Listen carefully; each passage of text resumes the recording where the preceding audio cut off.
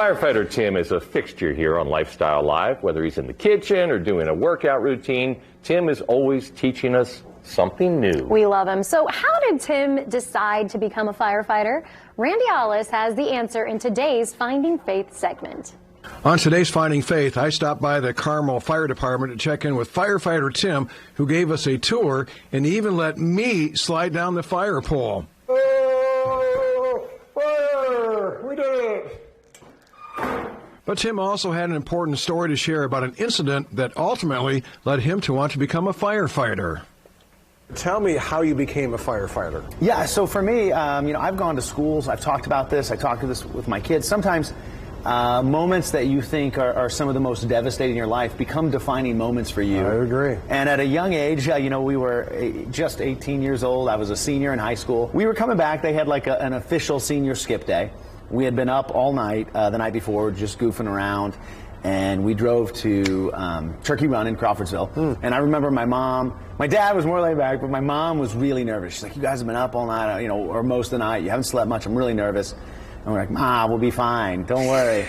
Famous last word. Yes, and I always tell kids, listen to your parents, especially your moms. They have a sick intuition. They do. And so we were coming home. We had been, tubing and playing in the creek and hiking all day with all of our friends. We had left a little bit early. There was a scholarship banquet that some of us had to go to. And so we headed out, and I was following my best friend in his car. My other best friends were in my car.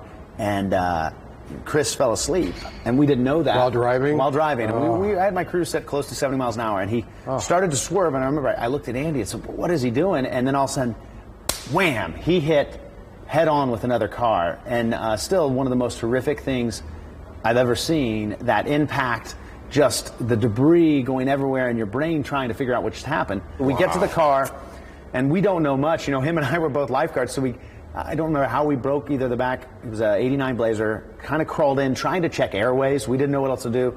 As a young age, we thought the car, in movies, they blow up, so in our minds, this car's going to blow up. There was fluids going everywhere, so Andy got on top of the roof and started kicking the door. I started bending it down. Another gentleman stopped, and we got it down. We pulled all my friends, or two of them that we should have, and honestly, hindsight, we should leave that to the professionals. Yeah. We didn't know that. We were young.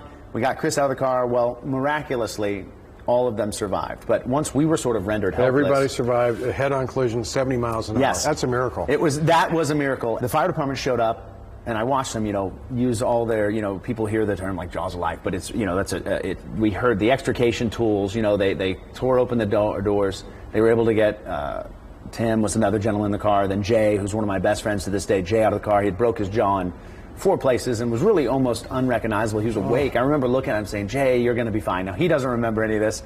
And then they got him off. He ended up airlifting him to Methodist. Chris had a broken vertebrae. Colleen had a closed head injury, so a really bad concussion. The officer had come to, the police officer, the DARE officer had come to school 2 weeks before and had said something like, look around, one of you statistically won't be at graduation. I thought, oh my gosh, it's my friends. Wow. And again, a miracle, they all survived. Jay made a full recovery, played rugby for Purdue. Oh my God. Which is amazing. And I'm godfather to his third. Him and his wife have 3 beautiful children, so Patrick is my godson.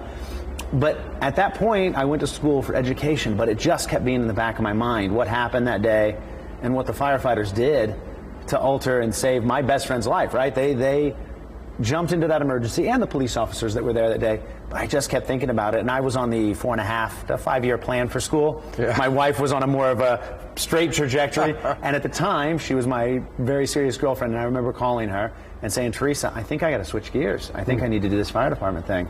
So I started trying out at fire departments, and 18 and a half years later, I love what I do, and I go to schools and I tell kids, sometimes you find something that you love in what you think is your darkest moment, or it becomes a defining moment for you. And I think God has those ways of, one, helping you through those moments and helping you find who you are. And I did. I found who I am and what I needed to do. So that moment. That's kind of like your passion, right? I always tell the kids now, you go after your passion in life, not just to make a lot of money. There's more important things to make money. Yeah, there's things I could do to make more. Don't worry, I'm treated great as a Carmel firefighter, but there's other things I could have done. But this way, And it's really morphed into all these things. You know, I get to come on Lifestyle Live. I talk to people about my family. I talk to them about what I do and cooking and health and fitness. And so it's really like blown up to really my passions in life. And I got to do that because of the fire department. And I attribute that to that day that really kind of set me on a path.